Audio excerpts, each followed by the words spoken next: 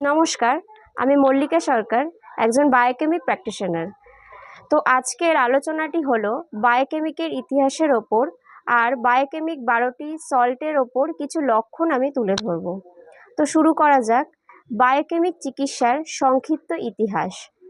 Biochemic চিকিৎসা পদ্ধতির প্রবর্তক হলেন ডক্টর উইলহেম হেনরিক সুজলার। তিনি 19 শতকের মাঝামাঝি সময়ে লক্ষ্য করেন যে মানব শরীরে প্রতিটি কোষ সঠিকভাবে কাজ করার জন্য কিছু নির্দিষ্ট মিনারেল সল্ট অপরিহার্য। ডক্টর সুজলার মানবদেহের পোড়ানোর পর অবশিষ্ট ছাই বিশ্লেষণ করে দেখেন যে মানুষের শরীরে বারবার 12টি মিনারেল সল্ট প্রধানভাবে উপস্থিত। এই সল্টগুলোর ঘাটতি হলো কোষের স্বাভাবিক কাজ ব্যাহত হয় এবং সেখান থেকেই রোগের সৃষ্টি হয়। এই ধারণার ওপর ভিত্তি করে তিনি বায়োকেমিক সিস্টেম অফ মেডিসিন তৈরি করেন, যেখানে রোগকে দেখা হয় কোষের মিনারেল ভারসাম্য নষ্ট হওয়ার ফল হিসেবে। 1873 সালে তিনি প্রথমবার তার এই তত্ত্ব প্রকাশ করেন। পরবর্তীকালে এই পদ্ধতি ইউরোপ, আমেরিকা ও ভারতে দ্রুত জনপ্রিয় হয়, কারণ এটি সহজ, নিরাপদ, শিশু ও বৃদ্ধদের জন্য উপযোগী।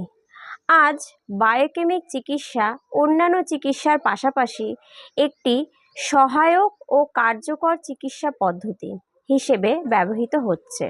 বায়োকেমিক মেডিসিন কোন কোন রোগে কাজ করে, 12টি ওষুধে 2-3টি লক্ষণ করে আমি বলবো। তো প্রথম মেডিসিন ক্যালকেরিয়া ফ্লোর, লিগামেন্ট ঢিলে হয়ে যাওয়া, ভেরিকোজ ভেইন এবং আমাদের শরীরের যে কোনো জায়গায় শক্ত গাঁটের মতো হয়ে যাওয়া।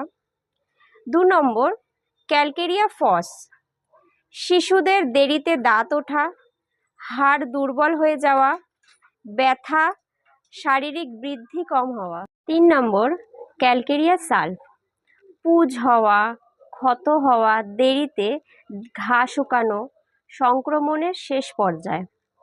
4 নম্বর ফেরাম ফস, জ্বরের শুরু, হালকা প্রদাহ, লালচে ব্যথা। 5 নম্বর ক্যালিমিউর, সাদা কফ বা সাদা স্রাব, টনসিল ফোলা, গ্রন্থির সমস্যা, এইসব জিনিসে ক্যালিমিউর খুব উপকার করবে। 6 নম্বর ক্যালিফস, মানসিক ক্লান্তি, স্নায়বিক দুর্বলতা, পড়তে বা কাজে অনীহা। 7 নম্বর ক্যালিসালফ, হলুদ কফ, সর্দি কাশির শেষ অবস্থা থেকে সেরে ওঠার সময়। 8 নম্বর ম্যাকফস, খিঁচুনি, পেটে ব্যথা, গরমে আরাম পায়। 9 নম্বর ন্যাট্রামিউর, মাথা ব্যথা, মুখে ফাটল ধরা মানে মুখে ফেটে ফেটে যাওয়া, চাপা দুঃখ, একা থাকতে চাওয়া। 10 নম্বর ন্যাট্রামফস, অম্বল হওয়া, গ্যাস, টক ঢেকুর, এসবের ক্ষেত্রে ন্যাট্রামফস খুবই উপকারী। 11 নম্বর ন্যাট্রামসালফ, লিভারের সমস্যা, শরীরের জল জমা, স্যাঁতস্যাঁতে আবহাওয়ার সমস্যা বাড়া, এক্ষেত্রে ন্যাট্রামসালফ খুব উপকারী। 12 নম্বর সাইলেশিয়া, দীর্ঘস্থায়ী দুর্বলতা, পুজ বার হতে চায় না, ঠান্ডা একদম সহ্য হয় না। তো এখানেই আমি আমার ভিডিওটি শেষ করলাম। নমস্কার, আপনারা সবাই ভালো থাকবেন, দেখা হচ্ছে কনফারেন্সে।